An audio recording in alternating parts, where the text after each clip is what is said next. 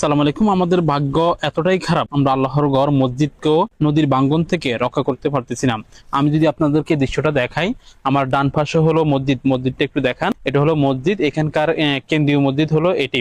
এবং বাম পাশে দেখান, বাম পাশে হলো মেঘনা নদী। আমি যেখানে দাঁড়িয়েছি শুধু এই রাস্তাটুকু আছে, এই সামান্য জায়গাটুকু আছে, আর সবকিছু কিন্তু ভেঙে গেছে।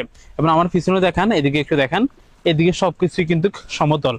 ওই যে সাদা যে দালানটি দেখতেছেন, এটি হলো সরকারি প্রাথমিক বিদ্যালয়।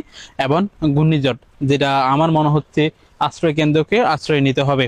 এবং এখানকার সবকিছু কিন্তু সমতল, অর্থাৎ যখন পানি হয়, জোয়ার বেশি হয় কিংবা সিগন্যাল হয়, তখন কিন্তু এই অত্র অঞ্চল সবকিছুই ডুবে যায়। এবং আমার এই ডান পাশের যে মসজিদ, এই মসজিদটা কিন্তু এখন কোনো মুসল্লি নেই।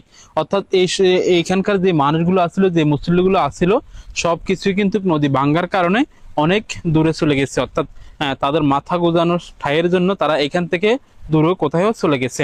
এখন শুধু এই মসজিদটুকুই আছে। এবং সম্ভবত যেহেতু এখন বর্ষার মৌসুম, কিছুদিন পরে এই মসজিদটুকুও ভেঙে ফেলতে হবে, যেটা অত্যন্ত দুঃখজনক একটা বিষয়, শুধুমাত্র এই নদীর ভাঙ্গার কারণে।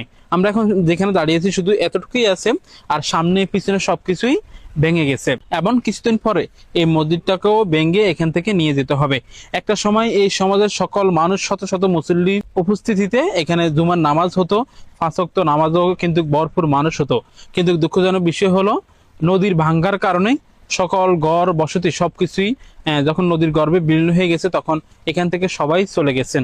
এখন শুধু এই মসজিদটাই আছে, আর হয়তো আশেপাশে অল্প কয়েকটা পরিবার আছে। অতি শীঘ্রই সম্ভবত সামনে যেই কাঁডাল, সেই কাঁডালে এই জায়গাটুকু ভেঙে যাবে, কারণ যে পরিমাণে নদীর ভাঙ্গন হচ্ছে, সামনে পিছনে সবকিছু কিন্তু ভেঙে যাচ্ছে।